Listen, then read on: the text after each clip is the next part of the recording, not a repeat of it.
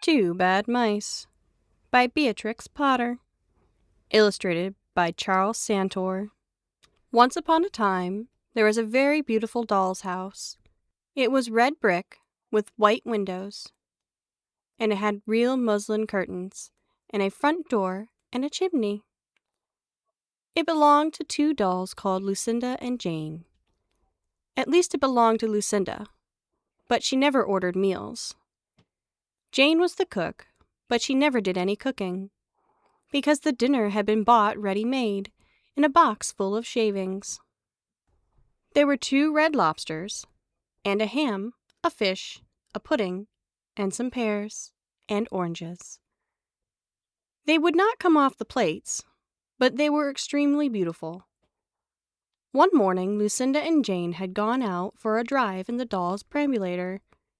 There was no one in the nursery, and it was very quiet. Presently, there was a little scuffling, scratching noise in the corner near the fireplace, where there was a hole under the skirting board. Tom Thumb put out his head for a moment, then popped it in again. Tom Thumb was a mouse. A minute afterwards, Mucha, his wife, put her head out too, and when she saw that there was no one in the nursery, she ventured out on the oilcloth under the coal box. The doll's house stood at the other side of the fireplace. Tom Thumb and Mucha went cautiously across the hearth rug. They pushed the front door. It was not fast. Tom Thumb and Mucha went upstairs and peeped into the dining room, and they squeaked with joy. Such a lovely dinner was laid out upon the table. There were tin spoons and lead knives and forks and 2 dolly chairs, all so convenient. Tom Thumb set to work at once to carve the ham. It was a beautiful, shiny yellow, streaked with red. The knife crumpled up and hurt him. He put his finger in his mouth. "It is not boiled enough. It is hard. You have to try, Mucha." Mucha stood up in her chair and chopped at the ham with another lead knife. "It's as hard as the hams at the cheesemonger's," said Mucha. The ham broke off the plate with a jerk and rolled under the table. "Let it alone," said Tom Thumb. "Give me some fish, Mucha." Mucha tried every tin spoon in turn. The fish was glued to the dish. Then Tom Thumb lost his temper. He put the ham in the middle of the floor and hit it with the tongs and with the shovel.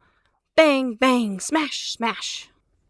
The ham flew all into pieces, for underneath the shiny paint it was made of nothing but plaster. Then there was no end to the rage and disappointment of Tom Thumb and Mucha. They broke up the pudding, the lobster, the pears, and the oranges.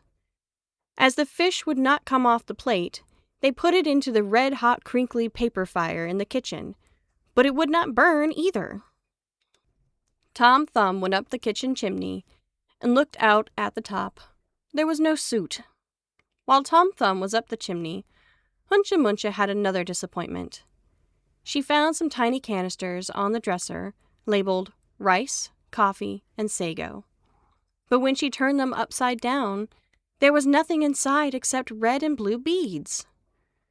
Then those mice set to work to do all the mischief they could, especially Tom Thumb. He took Jane's clothes out of the chest of drawers in her bedroom and threw them out of the top-floor window. But Mucha had a frugal mind. After pulling half the feathers out of Lucinda's bolster, she remembered that she herself was in want of a feather bed. With Tom's assistance, she carried the bolster downstairs and across the hearth rug. It was difficult to squeeze the bolster into the mouse hole, but they managed it somehow.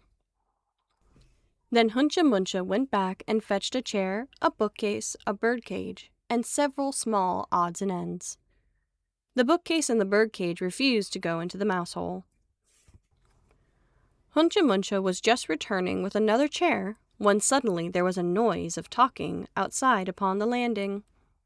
The mice rushed back to their hole, and the dolls came into the nursery. What a sight met the eyes of Lucinda and Jane! Lucinda sat upon the upset kitchen stove and stared, and Jane leant against the kitchen dresser and smiled, but neither of them made any remark. The bookcase and the birdcage were rescued from under the coal box, but Hunca has got the cradle and some of Lucinda's clothes. She also has some useful pots and pans and several other things. The little girl that the doll's house belonged to said, "I will get a doll dressed like a policeman," but the nurse said, "I will set a mousetrap." So that is the story of the two bad mice. But they were not so very, very naughty after all, because Tom Thumb paid for everything he broke. He found a crooked sixpence under the hearth rug, and upon Christmas Eve he and Hunca stuffed it into one of the stockings of Lucinda and Jane. And very early every morning, before anybody is awake, Hunca comes with her dustpan and broom to sweep the dolly's house.